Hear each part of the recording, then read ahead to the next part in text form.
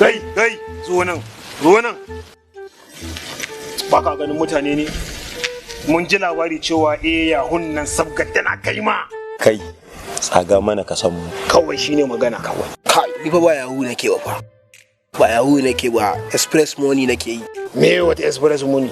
Express money wata manhaja ce da zaka iya siyan kati ka sai data ka biya bil din wuta kai hatta in satellite dish zaka iya biya da ciki. Kai taya kake samun kuɗi da wannan harka?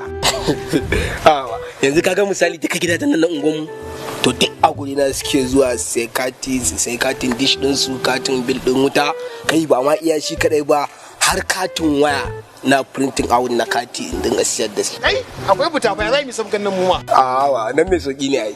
Kawai manhajar zaka sauke ta Play Store kai rijista kawai zaka fara aiki. Ya ma sunan express money kai.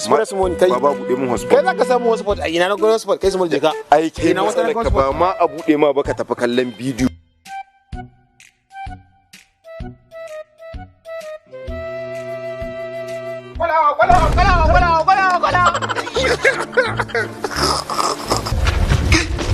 Ya ma da Allah tsaya gudun me muke ma da sana'an mu fa a da ne za mu gudu yanzu ma da sana'a Allah mu koma ma ba za mu koma ba gwanda mi haka idan mai register ko assalamu alaikum mutane na kamfanin mu na Express Money ya zo muku da wani babban albishir ma'ana ya zo da wata bonanza wacce za a fara ta 1st January zuwa 30 ga wata na watan January a cikin shekara ta 2022 ya za ka samu bonanzan nan kawai ka je kan Google Play ka yi downloading manhaja ko kuma application na Express Money ka yi register ka fara amfani da shi yawan amfanin da kai da shi yawan damammakin da zaka samu wajen cin wannan bonanza din sannan kuma gaba ɗaya kungiya ko kuma ce team na wannan Express Money yana yi wa jama'a Happy New Year in advance.